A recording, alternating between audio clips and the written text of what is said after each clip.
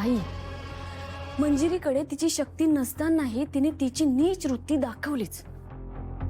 विश्वास बसणार नाही ना इतका मोठा खेळ खेळली ती। अगं दादासाहेब असं मृत्यूपत्र लिहूच शकत नाही। काहीच लिहू शकणार मीरा, हे सगळं त्या मंजिरीनेच केलंय। तिचं प्लॅनिंग आहे हे सगळं। हे खोटी विल, खोट्या सह्या, खोटी कागदपत्र हे असं एका दिवसात होत नाही।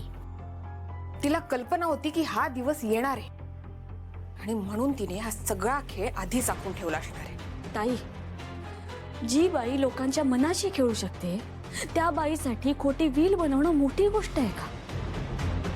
पण तिने दादासाहेबांच्या जाण्याचा ना फायदा करून घेतलाय।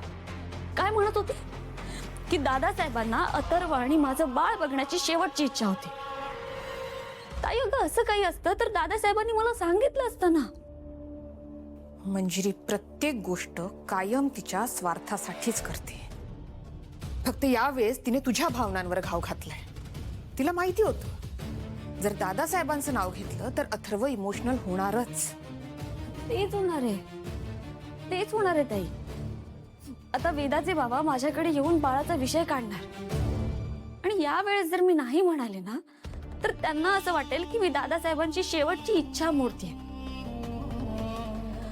मला ना खूप गिल्टी फील होत आहे। मंजिरी ही जी काही चाल खेळली आहे ना त्यातनं मी बाहेर कशी येऊ ना हेच मला कळत नाहीये।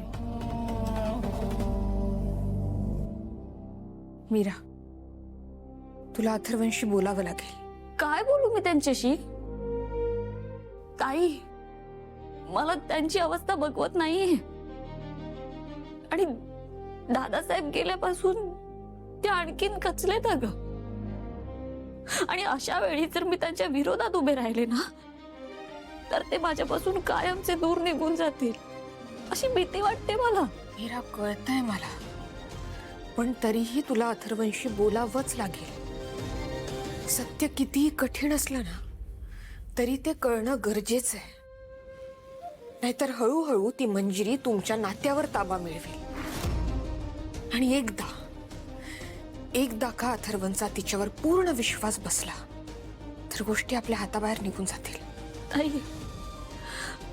मला असं वाटतंय की आपण मंजिरीच्या जाळ्यात अडकत चाललोय आणि आता आपण काही नाही करू शकणार।